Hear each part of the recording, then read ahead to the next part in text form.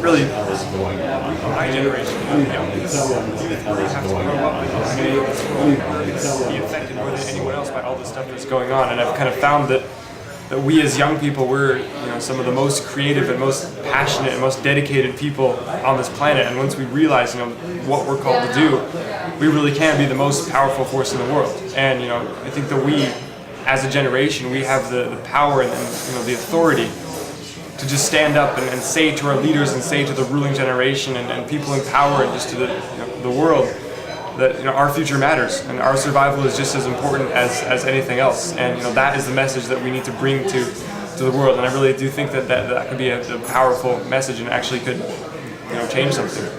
For about 4 years, I've kind of been just an activist traveling around. I give presentations a lot and speeches and talk to people and just kind of try to teach people about what's going on with our planet and inspire them to get involved in this movement and things like that.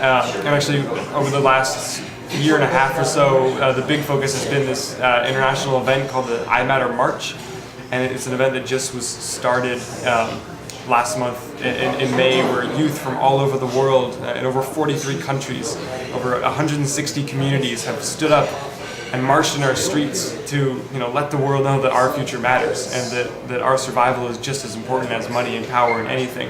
And just kind of bringing that moral message to the world and saying, we're not going to continue to just sit here and watch as you make decisions that threaten our survival. No matter what you believe or what differences we have, it's not about climate change. It's not about budgets. It's not about carbon dioxide and fossil fuels and any of this. Those are all parts of it. But really, it's about how we're living in a way that's wrong.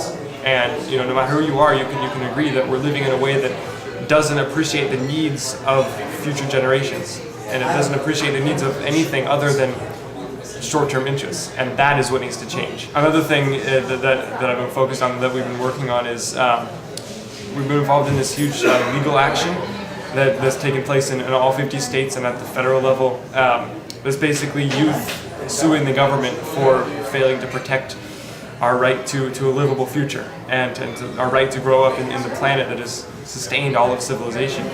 And we're filing these lawsuits, and we're asking that the government recognize the atmosphere as a common public trust that needs to be protected for future generations. And this is really it's an exciting project, and a lot of people are saying that it really does have the chance to actually make somewhat of a difference. And youth standing up and saying to our leaders, climate change is not about money, it's not about power, it's not about convenience or anything. It's about our survival. We all just need to work together to be able to change this way of thinking so that we do value nature and we do value future generations just as much as anything else. And I believe that we can make it happen.